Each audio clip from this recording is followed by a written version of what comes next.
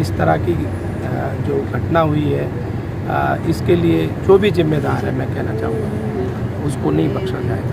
हरियाणा के साथ साथ पूरे देश की आत्मा छलनी हो गई। मैं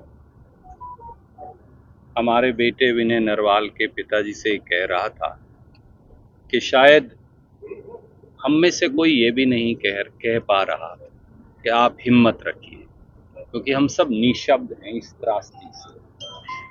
जम्मू कश्मीर में जो पहलगांव में बैरसन ग्राउंड में जो टेरर अटैक हुआ, जिसमें 26 निहत्थे निर्दोष लोगों की पाकिस्तान से आए आतंकवादियों द्वारा हत्या की गई है, उसकी जितने कड़े शब्दों में भर्त्सना की जाए शायद वो कम है।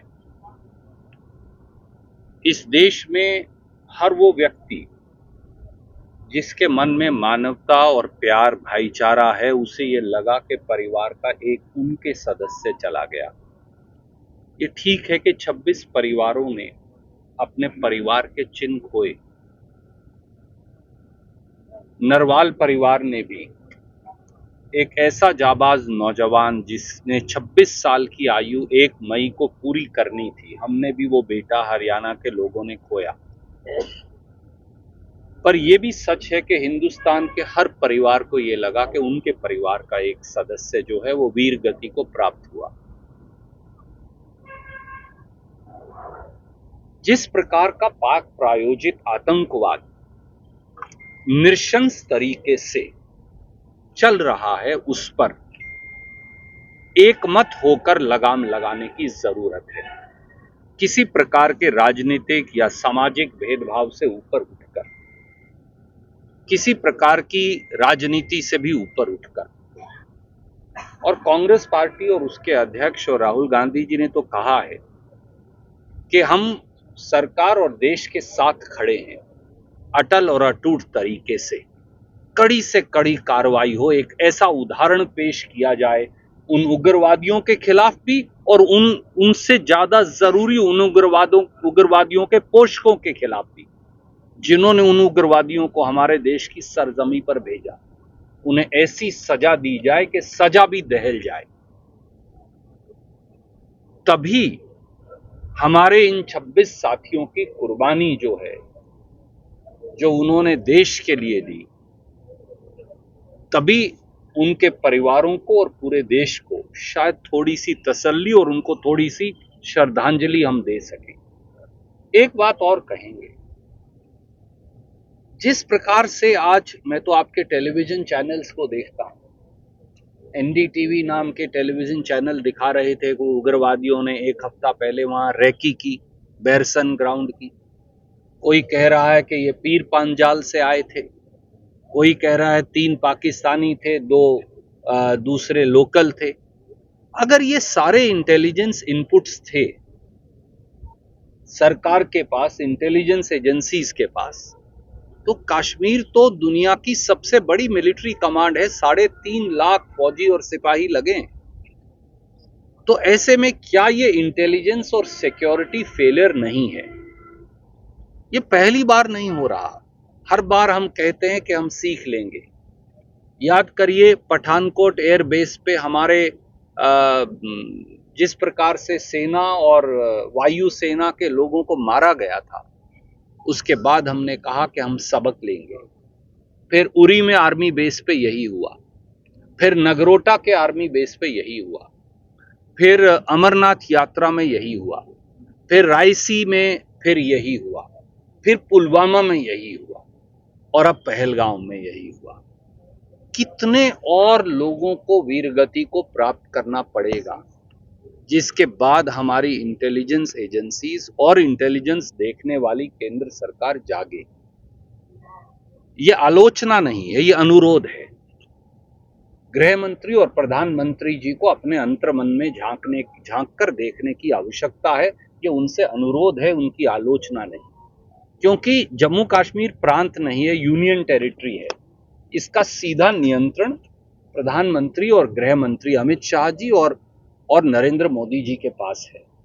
वहां सबसे बड़ी मिलिट्री कमांड है, 3,50,000 फौजी और सैनिक लगे हैं। वहां पर armed forces special power act है, वो किसी को भी गिरफ्तार कर सकते हैं, स्पेशल ताकतें दी गई। इसके बावजूद भी बार बार ये हमले क्यों हो रहे हैं? देना चाहिए, हम सरकार के साथ हैं उसमें, पर इन पर रोकथाम कैसे लगेगी, इसके लिए गहन चिंतन प्रधानमंत्री मोदी जी को भी और अमित शाह जी को भी जरूर करना चाहिए। और जो कदम सरकार उठाएगी पूरा देश उसका समर्थन करेगा, क्योंकि उग्रवाद पर राजनीति नहीं हो सकती। आप पांच जो साथ फैसले लिए हैं, हैं, आप क्या साथ हैं, राहुल गांधी साथ हैं, मल्लिकार्जुन खड़गे साथ हैं, पर रॉबर्ट वाड्रा तो पता नहीं क्या क्या बोल रहे हैं। देखिए, मेरा आपसे एक अनुरोध है, पत्रकार मित्रों से भी, किसी एक विशेष व्यक्ति ने अपनी भावना के अनुरूप कुछ कह भी कांग्रेस के दिया नहीं है वो। तो उसको बड़ा बनाने की बजाय आज देश को एक स्वर में बोलने की जरूरत है। जब भी आप उग्रवाद से लड़ेंगे, इंदिरा जी ने अपनी कुर्बानी दी, राजीव गांधी जी की शरीर के न जाने कितने टुकड़े उग्रवादियों द्वारा कर दिए गए, सरदार बेन सिंह के शरीर के टुकड़े चुन चुन कर हमने अपने हाथों से उन्हें किसी तरह से इकट्ठा किया था। हमारे विद्याचरण शुक्ला जो पूर्व मुख्यमंत्री थे मध्य प्रदेश के, और नंद कुमार पटेल, उनके सीने पर 82 गोलियां लगी थी नक्सलवादियों और उग्रवादियों के द्वारा। उग्रवाद राजनीति नहीं देखता, उग्रवाद भारत के खिलाफ है और भारत के हर नागरिक के खिलाफ। इसलिए हमने कभी उग्रवाद पर राजनीति नहीं की, क्योंकि हमने इस देश को उग्रवाद को कुचलने के लिए अपने लहू से सींचा है। और आज भी इसलिए हमने कहा, हमारे 100 वैचारिक विभिन्नता हो सकती है भाजपा से, पर आज हमारी सरकार जो करेगी उनको इन उग्रवादियों का सर कुचलना चाहिए, और जो वो करें हम सब पूरा देश इकट्ठा रहेगा। आज इससे ज्यादा कुछ कहना अनुचित हो। ये जो 5 फैसले लिए हैं सरकार ने, क्या लगता है ये काफी? ठीक है, सरकार जो कर सकती है उन्होंने किया होगा, पर ये काफी हैं, ये उनका अपना विवेक हो सकता है। मैं केवल ये कहूंगा, देश की मंशा, अगर आप जाकर नरवाल साहब के पिताजी या उनके बुजुर्ग दादाजी से पूछेंगे तो वो कहेंगे उन उग्रवादियों का सर कुचलना चाहिए और उनके पोषकों का सर भी कुचलना चाहिए, नहीं तो फिर वो किसी और को भेजेंगे, फिर कोई और विनय नरवाल को कुर्बानी देनी पड़ेगी। इसलिए ये आवश्यक है कि हम निर्णायक फैसला करने की तरफ बढ़ जाएं। एक पिता के लिए इससे बड़े दुख की बात नहीं हो सकती कि सामने उनका जवान बेटा, और वो भी इकलौता बेटा, चला जाए। इसकी हम बहुत निंदा करते हैं, और इस दुख की घड़ी में हमारी प्रदेश सरकार और हमारी केंद्र सरकार पीड़ित परिवार के साथ है।